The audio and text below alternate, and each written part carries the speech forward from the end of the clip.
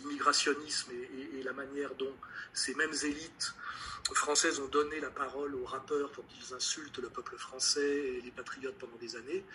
On voit bien aujourd'hui qu'il y a une tentation nationale-sioniste à laquelle il est très difficile de résister, puisque justement, nos maîtres, après avoir donné la parole pendant des décennies à des rappeurs d'origine immigrée pour qu'ils nous insultent, aujourd'hui, nous prétendent qu'on aurait enfin le droit de répondre, vous voyez. Mais ça nous explique comment la communauté organisée est toujours dans des stratégies triangulaires et que sa vision est toujours la domination coûte que coûte, y compris par le diviser pour régner.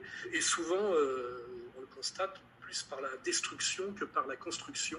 En partant du décret Crémieux et en filant l'analyse comme je viens de le faire, on comprend beaucoup aujourd'hui le chaos dans lequel est la France aujourd'hui, avec le communautarisme victimaire généralisé, avec le communautarisme concurrentiel, avec toute cette idéologie des réparations dans lesquelles certains Algériens sont en train de tomber aujourd'hui, et qui est quelque chose qui n'a rien à voir avec l'histoire.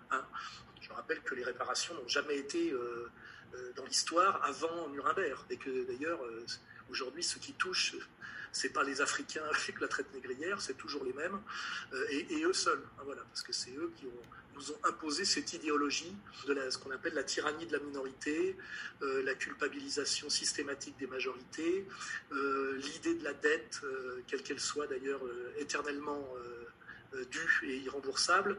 Je crois qu'en ce moment, on est dans une période qui permet de comprendre tout ce que j'explique moi depuis des années, parce que je l'ai compris par des années de travail.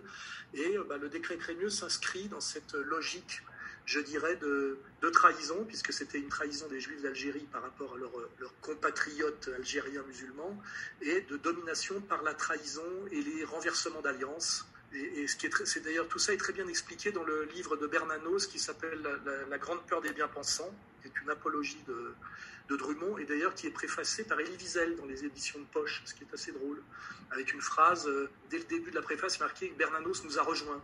Ça me rappelle un peu la phrase « Notre justice à nous va passer ». Je ne suis pas sûr que Bernanos les étant rejoints que ça. Je pense qu'il a un peu comme Céline, été obligé de faire un peu gaffe après-guerre, de faire taire un peu ses arrière-pensées. Voilà. Donc, tapez sur Internet décret Crémieux, et par contre,